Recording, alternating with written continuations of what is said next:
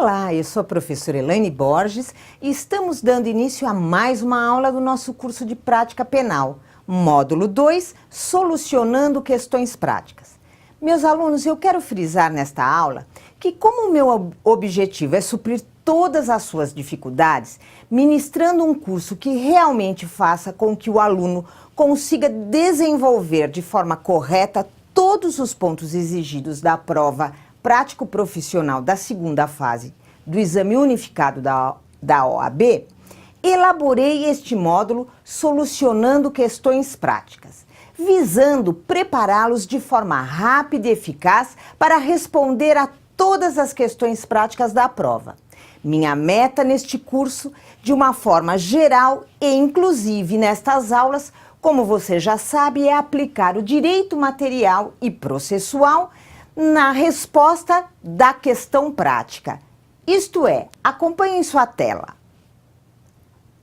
Materializando o direito penal e processual em soluções jurídicas práticas. Transformando a matéria teórica em prática, aplicando esta matéria de forma prática para solucionar e redigir as questões suscitadas no exame. Visto que o tempo das aulas teóricas, cujo objetivo é preparar o examinando para a primeira fase, já passou. O momento agora é outro. Agora você deve aprender a raciocinar de forma prática, aplicando, como já foi dito, a teoria na prática. Pois tenho observado que o examinando até tem um bom conhecimento de direito material, tem conhecimento de direito processual, tem conhecimento de teses jurídicas, porém ele não consegue transformar todo este conhecimento em uma defesa prática. O candidato não consegue associar o que ele aprendeu numa aula teórica com a prática.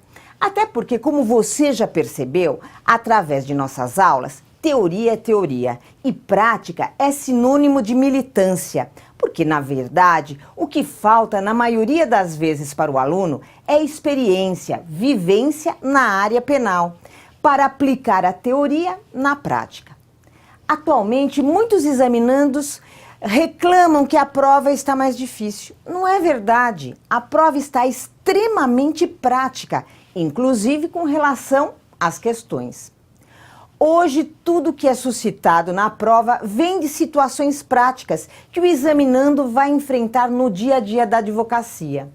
Pensando nisto, resolvi criar esta metodologia visando a sua aprovação, materializando o direito material e processual e aplicando a teoria na prática ao responder às questões práticas neste módulo. Muito bem. Dito isto, vale ressaltar e recapitular qual é o método de avaliação da banca examinadora com relação às questões práticas.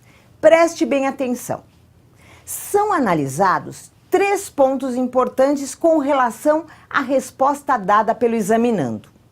O primeiro diz respeito, observe na tela, a apresentação, a estrutura textual e correção gramatical. Ou seja, será observado se ocorreram rasuras, se você colocou parágrafo ao iniciar as frases, apresentou pontuação correta e bom português. Vamos para o segundo ponto importante que será analisado e que está relacionado com, veja em sua tela, a fundamentação e consistência, ou seja, se a resposta foi correta e bem fundamentada. O terceiro ponto importante da avaliação da resposta dada pelo examinando à questão prática diz respeito, acompanhe em sua tela, ao domínio do raciocínio jurídico, isto é, se o candidato respondeu de forma adequada, demonstrando conhecimento jurídico e capacidade de interpretação e exposição. Meus alunos, estes 2 últimos pontos estão intimamente ligados ao edital, quando o mesmo diz que o examinando receberá nota 0 quando não atender ao conteúdo avaliado. Lembre-se, você deve ler atentamente as normas do edital do exame que você vai prestar, pois a toda hora o conteúdo é modificado de um edital para o outro. Muito bem, feitas estas observações, vamos passar para as questões da aula de hoje. Você provavelmente já está com o material da nossa aula impresso. Vale frisar que em todas as nossas aulas você deve ter sempre à mão, além do material impresso, um caderno para anotações de apoio e também os seguintes livros. Veja em sua tela. Um Código de Direito Penal, um Código de Processo Penal, a Constituição Federal e o Vade-Mecum. Meus alunos, quero salientar que procuro sempre suscitar os temas favoritos do exame de ordem. Dito isto, vamos para a primeira questão prática da aula de hoje. Acompanhe em sua tela. Qual é o momento processual adequado para contraditar uma testemunha de acusação? Seguindo passo a passo já explicado em aulas anteriores, como se trata de matéria de processo penal, você deverá dar início à sua pesquisa no índice alfabético remissivo do Código de Processo Penal. Muito bem, pesquisando a palavra testemunha no índice, você rapidamente chegará no artigo 214 do Código de Processo Penal, que soluciona totalmente a nossa questão. E a lei diz, veja em sua tela. Antes de iniciado o depoimento, as partes poderão contraditar a testemunha ou arguir circunstâncias ou defeitos que a tornem suspeita de parcialidade ou indigna de fé. O juiz fará consignar a contradita ou arguição e a resposta da testemunha, mas só excluirá a testemunha ou não lhe deferirá compromisso nos casos previstos nos artigos 207 e 208. Desta forma, meus alunos, um momento processual adequado para contraditar uma testemunha é antes de iniciado o depoimento da mesma. Na prática, como isto funciona? Por exemplo, em uma audiência, após a qualificação da testemunha, assim que a mesma adentrar a sala e tomar assento, o advogado deve pedir a palavra pela ordem. Cuidado, aqui é pela ordem dos trabalhos, não é pela ordem dos advogados do Brasil, tá? Então, o advogado deve pedir a palavra pela ordem e, com base no artigo 214, postular a contradita da testemunha, fundamentando as razões de tal requerimento. Exemplo, veja em sua tela. A testemunha X, arrolada pela acusação, vai ser ouvida num processo crime onde figura como vítima A e como réu B, que alega inocência, sendo certo que X é credora de B, visto que há 2 anos fez um empréstimo por 3 meses de R$10.000 ao acusado B. Embora exaustivamente X, irritada, cobre o valor mensalmente de B, ele, por problemas pessoais, até hoje não conseguiu efetuar o pagamento. Diante dos fatos narrados, eu pergunto: X, ao ser indagada durante o seu depoimento, será totalmente imparcial, não misturando os fatos deste processo com o fato de B dever alta quantia em dinheiro a ela? Meus alunos, o depoimento desta testemunha encaixa-se perfeitamente na norma do artigo 214 do Código de Processo Penal. Neste caso, existem circunstâncias que tornam suspeita a imparcialidade da testemunha.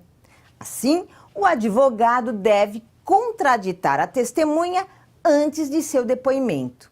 Feita a contradita devidamente fundamentada, o magistrado indagará a testemunha sobre os fatos narrados, passando a palavra para a acusação para que a mesma se manifeste com relação à contradita.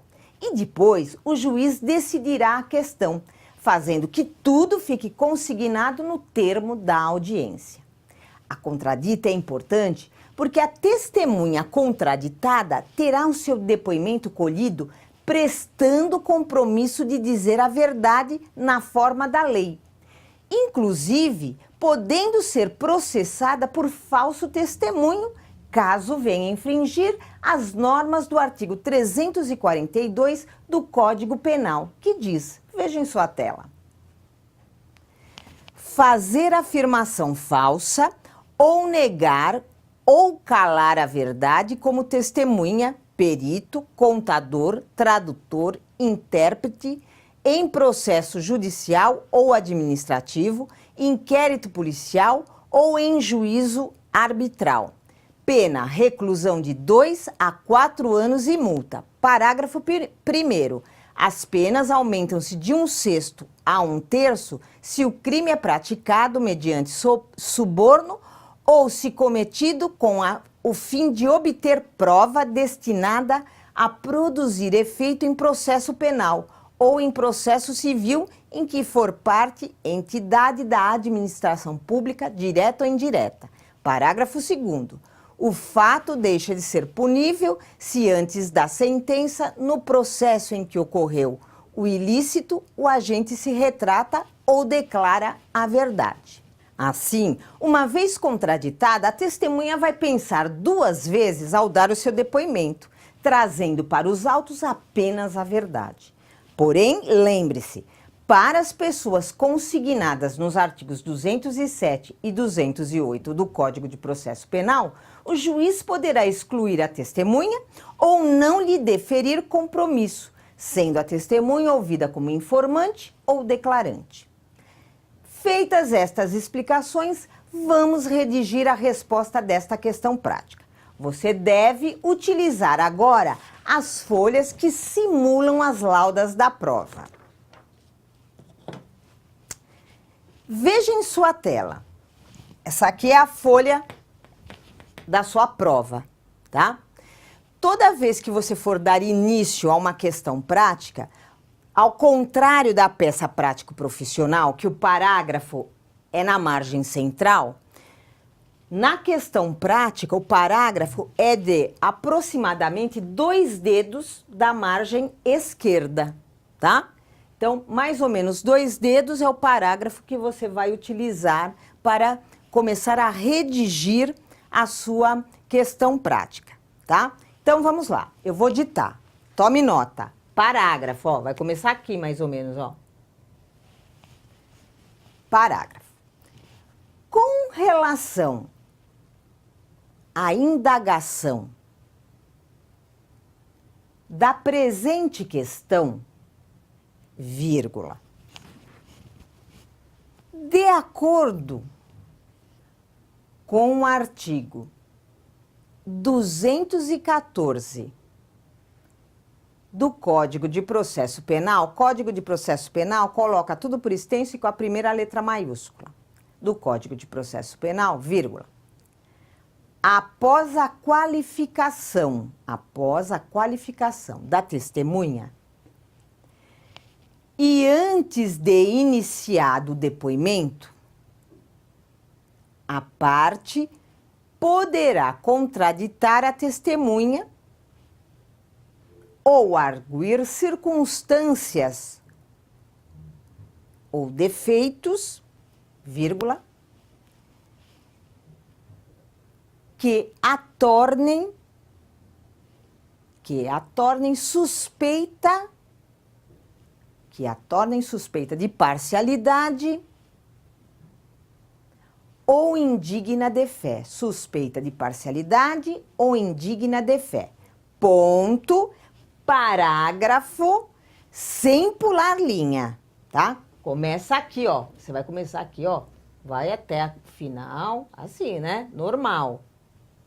Então, parágrafo sem pular linha, tá certo? Vamos lá. Importante ressaltar que são consideradas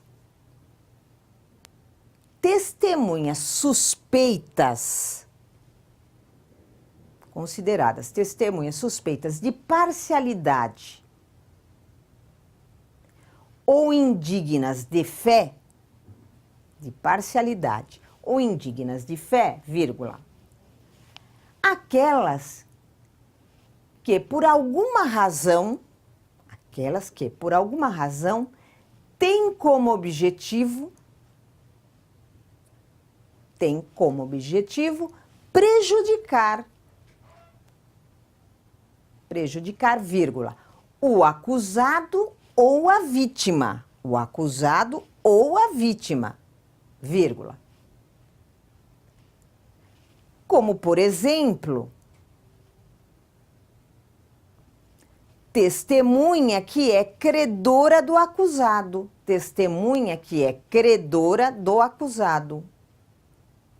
vírgula. Ou tem uma dívida com a vítima, vírgula. Enfim, circunstâncias às quais tragam prejuízo ao acusado,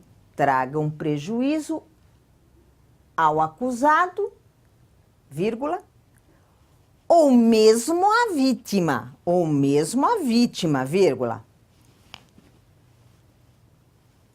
Visto que a acusação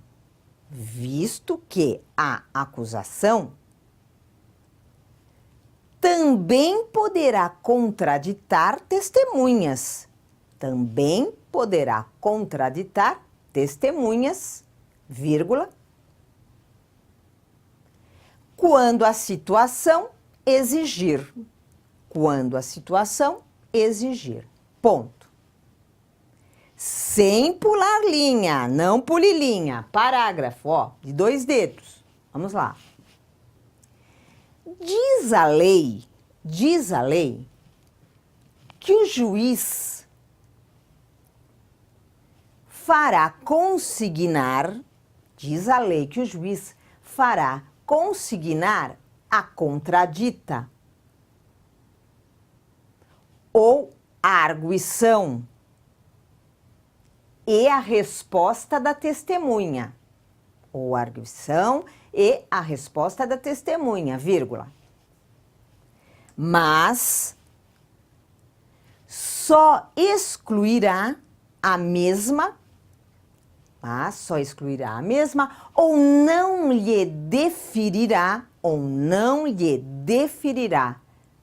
compromisso nos casos previstos nos artigos 207 e 208, vírgula. Ambos do Código de Processo Penal, 207 e 208, vírgula, ambos do Código de Processo Penal, ponto. Na mesma linha, ponto, na mesma linha, letra maiúscula. Assim, vírgula, vale salientar que a testemunha contraditada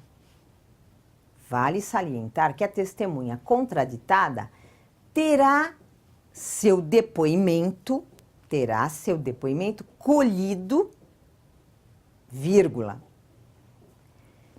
prestando compromisso de dizer a verdade, vírgula, na forma da lei, vírgula, inclusive, vírgula, podendo ser processada por falso testemunho, vírgula, caso venha a infringir as normas do artigo 342, do artigo 342 do Código Penal. Código Penal, tudo por extenso, com C e P maiúsculo, ponto. Na mesma linha, ponto, na mesma linha, letra maiúscula. porém, vírgula. Para as pessoas consignadas nos artigos 207 e 208 do Código de Processo Penal, tudo por extenso com C e P e P maiúsculo, do Código de Processo Penal, vírgula, o juiz poderá excluir a testemunha, ou não lhe deferir compromisso, sendo a testemunha ouvida como informante ou declarante,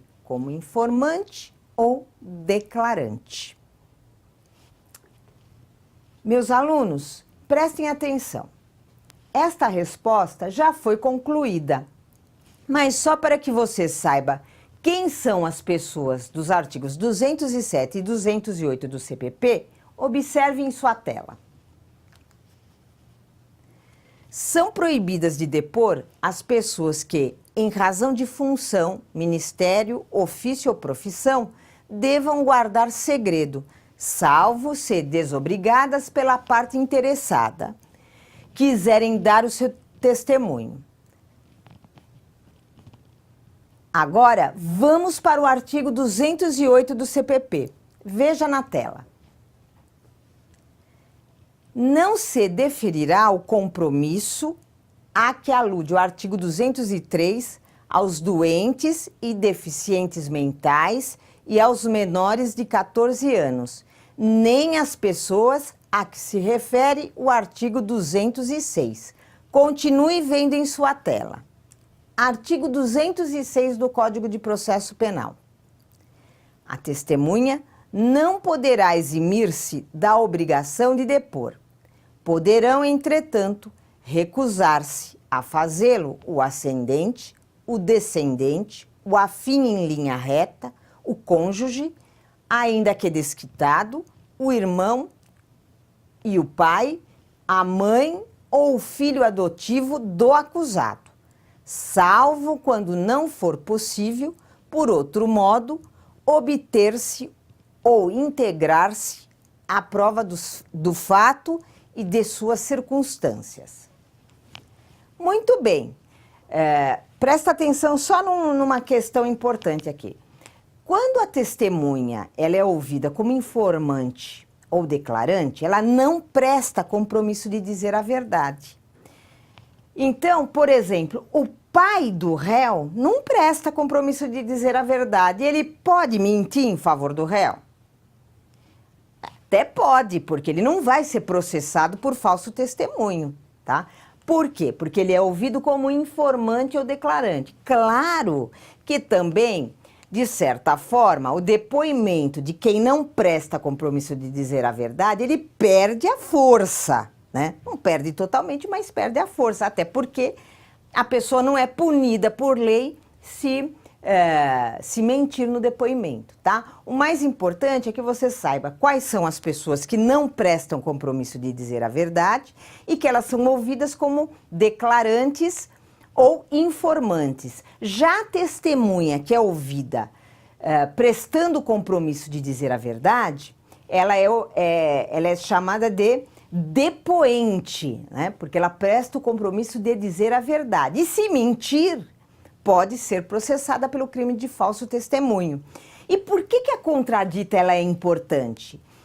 Ela é importante porque ela dá um alerta à testemunha. Na verdade, o juiz, ele, depois de consignado, o advogado pede a palavra pela ordem e fala, excelência, a defesa quer contraditar a testemunha, com base no artigo 214 do CPP, visto que o réu deve uma alta quantia de dinheiro a ela. E assim o depoimento dela, data máxima vênia, ele pode ser imparcial. Aí o juiz, consignado isso, o juiz pergunta para a testemunha, é verdade, o réu deve para a senhora 20 mil reais? Ela fala, é verdade, ele deve 20 mil reais, né?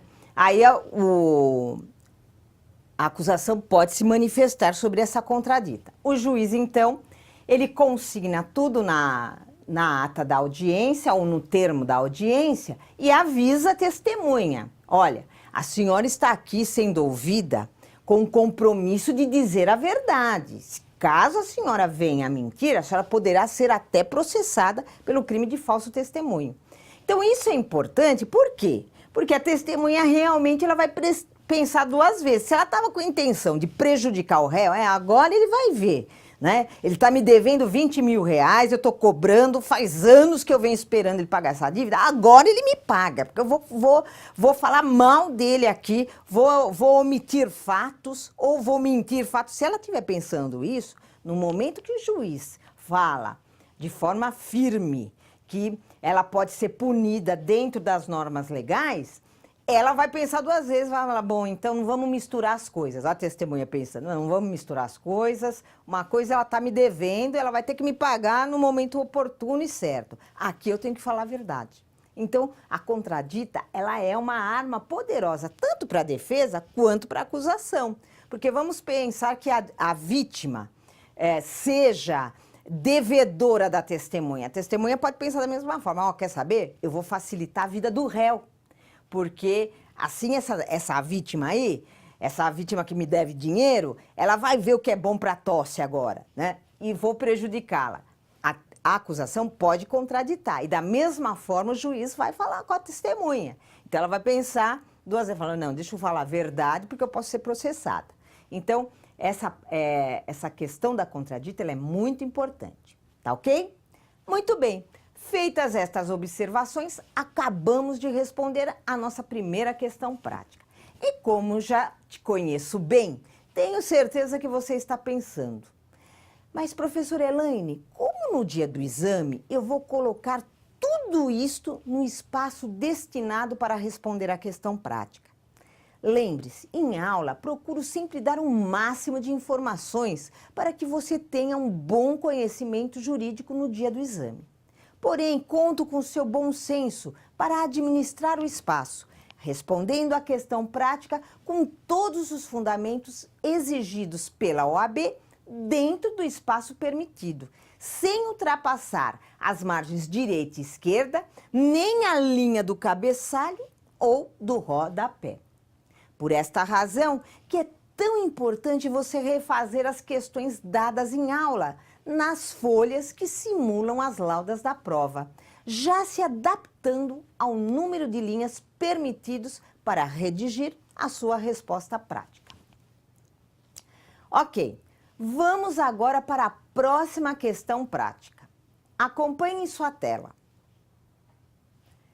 Quais os requisitos para o deferimento da reabilitação?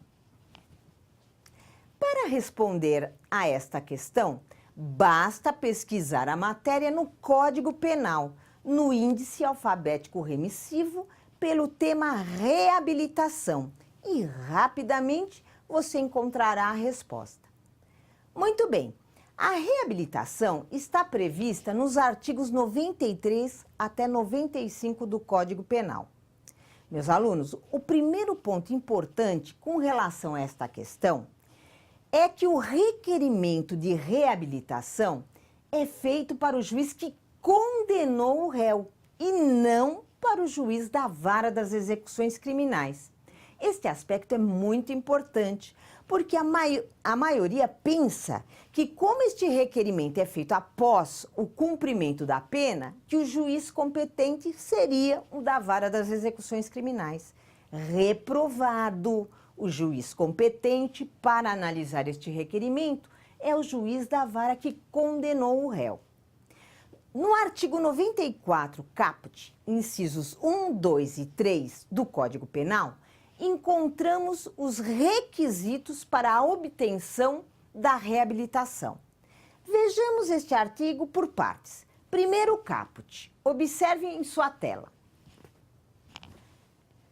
A reabilitação poderá ser requerida decorridos 2 anos do dia em que for extinta, de qualquer modo, a pena ou terminar sua execução, computando-se o período de prova da suspensão e do livramento condicional se não sobrevier revogação, desde que o condenado... Agora vamos para os incisos. Continue vendo em sua tela. Inciso 1º. Tenha tido domicílio no país no prazo acima referido. 2. Tenha dado, durante este tempo, demonstração efetiva e constante de bom comportamento público e privado. 3. Tenha ressarcido o dano causado pelo crime ou demonstre a absoluta impossibilidade de o fazer, até o dia do pedido, ou exiba documento que comprove a renúncia da vítima ou novação da dívida.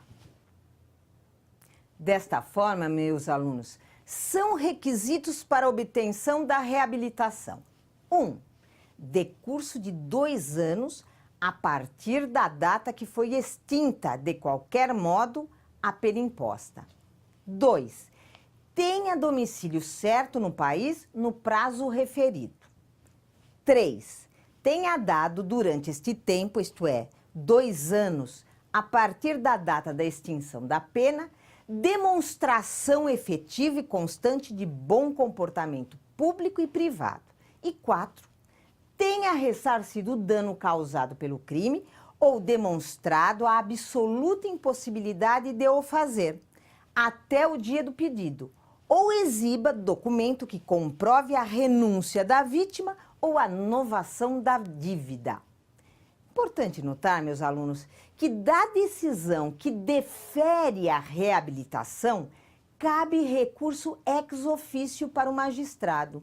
Isto é, ele é obrigado, ele deve recorrer de sua própria decisão, de acordo com o artigo 746 do Código de Processo Penal, que diz, veja em sua tela, da decisão que conceder a reabilitação, haverá recurso de ofício.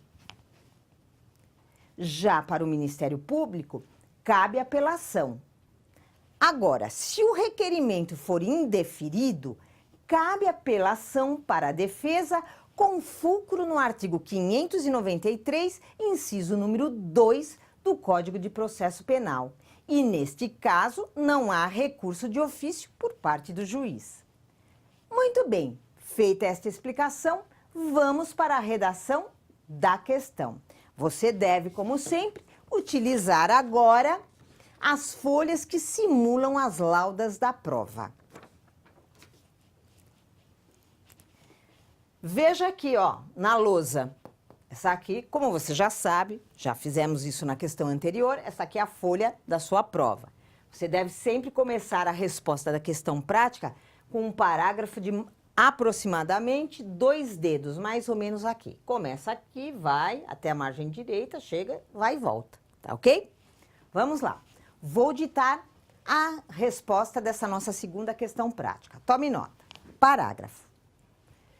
Com relação à indagação da presente questão, com relação à indagação da presente questão, vírgula, importante salientar que a reabilitação está prevista nos artigos 93 até 95 do Código de Processo, está previsto nos artigos 93 até 95 do Código Penal. Penal, é do Código Penal. Vou repetir. Está previsto nos artigos 93 até 95 do Código Penal. Código Penal, tudo por extenso, com C e P maiúsculo. Ponto. Parágrafo, sem pular linha. Ó, parágrafo de 2 dedos, tá ok? Vale destacar que o requerimento da reabilitação,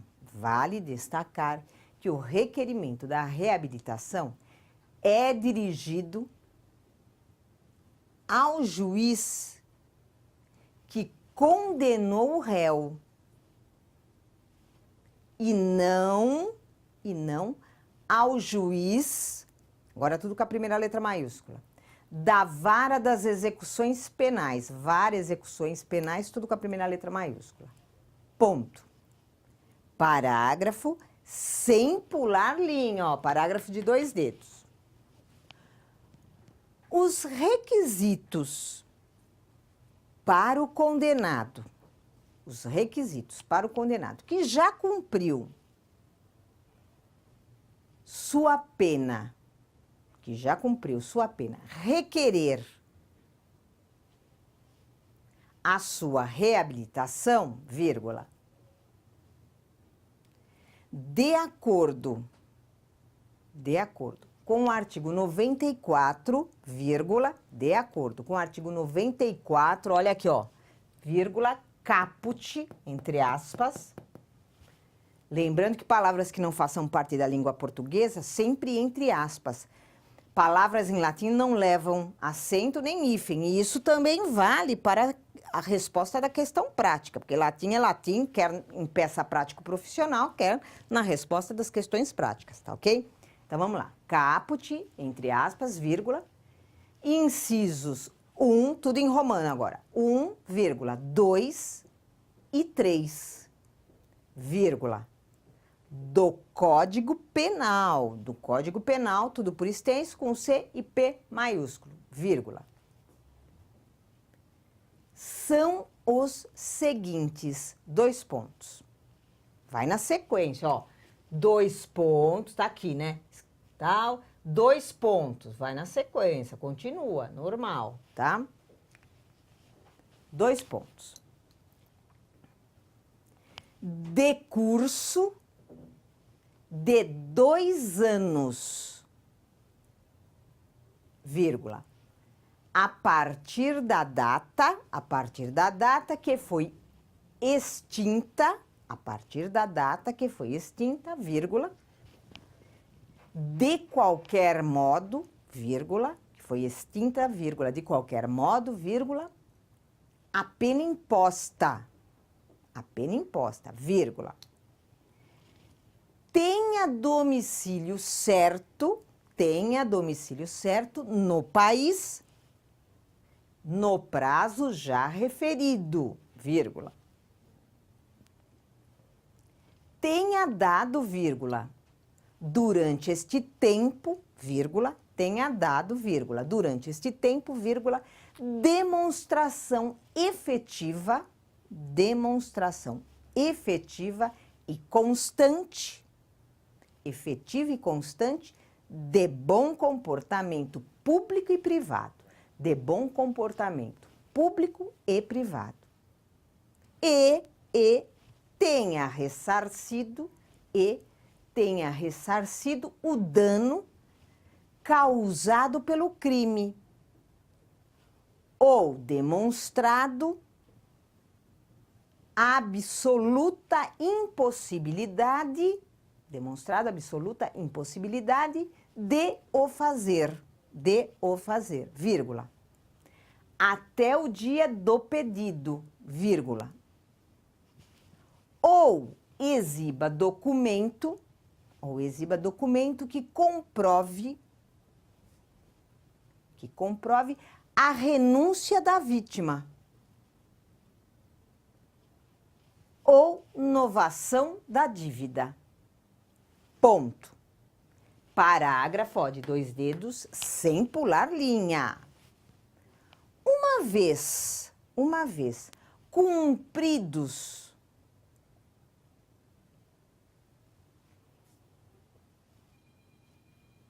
melhor dizendo, vou mudar. Posso mudar? Claro que posso. Estou ditando, posso mudar.